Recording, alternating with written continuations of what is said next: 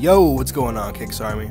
I think at this point I'm gonna have to go get a new laptop because at this point it's not really working with a lot of the software that I use. On top of it already being extremely slow whenever I try to open up an application, now it's getting hard to even render some of these videos because it's not accepting some of the file formats. Like, it'll export halfway through and then it'll just stop. So most likely I'm gonna have to get a Mac soon. Probably a MacBook Pro, but man, they're so expensive. They're like 1,300 bucks. And that's for like one of the basic models. That's not even like a newer model either.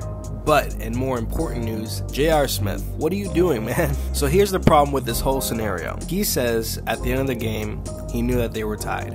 And that's why he was kind of running out to the perimeter, trying to look for LeBron and see if anybody called a timeout. The problem with that is, if you knew that getting a timeout was one of the first things you guys were going to do when you secure the basketball, you should have been the first one to call for a timeout since you were the first one to get your hands on the ball. Now, he clearly didn't think they were down, because if he thought they were down, then he would have immediately tried to go for a quick shot as soon as he got the rebound.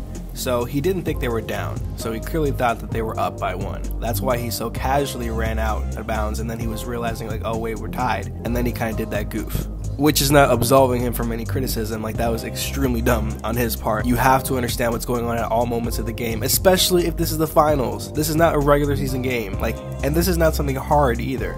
Like, knowing the score of the game is not asking for a lot. Now, he also did kind of a weird play at the end of the first half, where he was trying to steal the ball from Steph Curry to try to go for a last second shot at the end of the second quarter. But here's the problem with that too. So when you try to go for that steal, it's a 50-50. So if you get the ball, great. However, if you don't get the steal, you're out of position and there's no way you could defend whoever it is you're trying to steal from. And if that person is Steph Curry, one of the best three-point shooters, if not the best three-point shooter of all time, like, why would you even risk that? Because at best, if you steal the ball and then you go and you make that last second three, then you get 3 points. Great job. But that requires you to steal the ball and then make the three-pointer, which is not just a regular spot up three. This is you're running down past half court and you're gonna heave it three. Versus you just defending Steph Curry and making it slightly difficult for him to get an open shot up.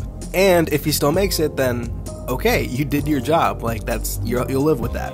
Now, J.R. Smith wasn't the only reason why they lost, but he was the biggest. But in all seriousness though, you could tell when it went into overtime that their life energy was just sucked away and they were not going to win it past that point. They had a chance to win this game, and it's crazy though, because again, in this hypothetical world where the Cavs win this series, that means they have to win 4 more games. And if they win those 4 more games, you're going to tell me that the Cavs had a chance to win 5 out of the 7 games in a series? I would definitely need to see that before I can even think about rationalizing that in my head. And I also want to point out that Kevin Love actually played pretty well. 21 points, 13 rebounds, that's pretty good. That's close to all-star level Kevin Love. And that's definitely what you're going to need if you want a chance of winning this series. And it just really sucks because the Cavs had a really good shot to win this game and just had all these errors, and then LeBron played like a superhuman, so it just sucks when these things happen. But it was a very competitive game, really was an exciting game, and I'm happy that at the very least we have one game in this series that was really competitive.